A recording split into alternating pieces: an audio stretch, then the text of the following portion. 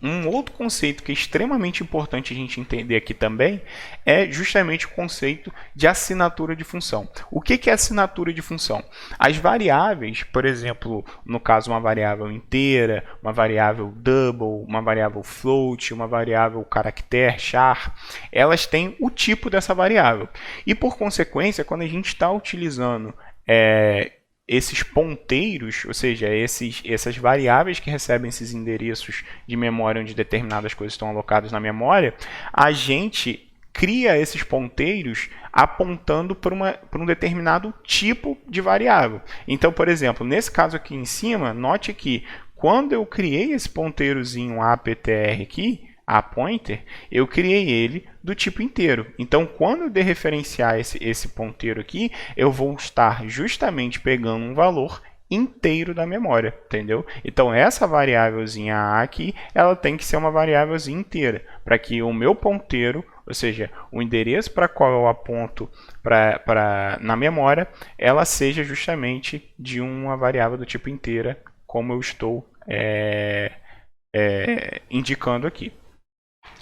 A assinatura de função, ela nada mais é do que um tipo também, só que é um tipo de função. Ou seja, assim como os nossos dados elas têm os tipos dela, como um int tem um tipo de inteiro, o float ela tem um tipo de ponto flutuante, assim por diante, a nossa função elas têm os tipos dela que a gente chama de assinatura de função. Como que a gente pode entender justamente essa assinatura de função?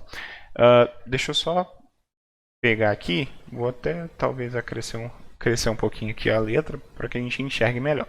As nossas funções elas têm os seguintes, a seguinte assinatura de função. Ela tem o tipo de retorno, o nome da função e aqui o tipo arg1 espaço arg1, ou seja, o tipo do argumento 1 mais o argumento 1, o tipo do argumento 2 mais argumento 2, e assim por diante. O tipo do argumento 3 mais argumento 3 e assim por diante. Quantos argumentos aqui a gente bem desejar. Então, a nossa função, deixa eu só arrastar um pouquinho aqui esse tecladinho aqui para mim. Aí. Então, a nossa função ela tem justamente o tipo de retorno, o nome da função, o tipo de argumento do primeiro argumento mais o primeiro argumento, o nome do primeiro argumento, o tipo do segundo argumento mais o nome do segundo argumento e assim por diante, quantos argumentos a gente bem quiser aqui na frente. Então, a assinatura de função é o quê? É justamente esse conjunto de tipo de retorno mais quantidade de argumentos e os tipos de argumentos também em suas ordens. Ou seja, quando que a gente pode dizer que duas funções ela têm a mesma assinatura de função? Ou seja, quando que duas funções diferentes, ou seja, duas funções que executam códigos diferentes, ela tem a mesma assinatura de função.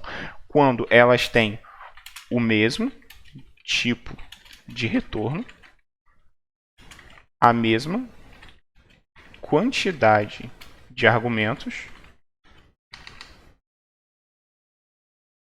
e os mesmos tipos de argumentos, tanto em ordem quanto em quantidade.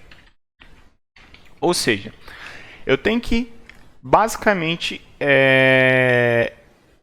preencher esses três pré-requisitos aqui para que eu diga que duas funções elas são do mesmo tipo, ou seja, que elas têm a mesma assinatura de função. O que eu quero dizer com isso? Eu quero dizer que, por exemplo, uma função que tem aqui void func1 com int a vezes char b, uma função que tenha esse protótipo, essa assinatura, ela não tem a mesma assinatura da função que tem justamente esse protótipo aqui. Por quê? Porque no primeiro argumento, no primeiro pré-requisito, ela passa, os dois têm o mesmo tipo de retorno, que nesse caso aqui é o void. Os dois têm a mesma quantidade de argumentos, que no caso aqui são dois argumentos, justamente dois argumentos. E, porém, o terceiro ele não preenche esse pré-requisito. Então, isso faz com que eles tenham assinaturas de funções diferentes. Ou seja, eles não têm, basicamente, os mesmos tipos de argumentos, tanto em ordem quanto em quantidade. Por quê? Porque em quantidade ele tem, porém em ordem ele não tem. Então, a ordem aqui dos argumentos, elas pode ver que elas estão invertidas. Então, na primeira função é int, primeiro e depois char, e na segunda função é char primeiro e depois int. Então, a gente pode dizer que as duas não têm a mesma assinatura. Então, elas têm assinaturas diferentes. Porém, se eu crio uma terceira função aqui que tenha justamente uma terceira função aleatória que execute uma outra coisa e que tenha basicamente uma assinatura como essa aqui, de void como retorno, int como primeiro argumento, char como segundo argumento, ele só tenha dois argumentos, a gente tem isso como a mesma assinatura da função 1.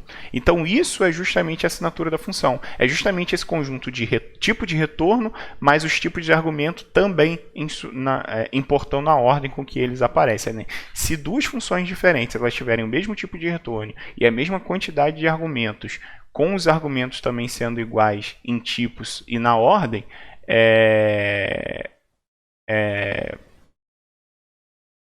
isso faz com que as duas funções elas tenham esse mesmo tipo de função, essa mesma assinatura de função. Então, isso permite com que a gente crie um ponteiro de uma função, um ponteiro para a função, ou seja, que tenham a mesma assinatura, ou seja, um ponteiro de uma função que aponte para uma determinada assinatura, ela pode apontar para qualquer função que tenha aquele tipo de assinatura. E a gente já vai ver isso em código. Então, a assinatura de função ela é um conceito extremamente importante por conta disso. Ela é como se fosse o tipo da função. E assim como um ponteiro para dado, assim como um ponteiro para int, ela só pode apontar para variáveis inteiras, um ponteiro para função, ela só pode apontar para variáveis com a mesma assinatura daquela função.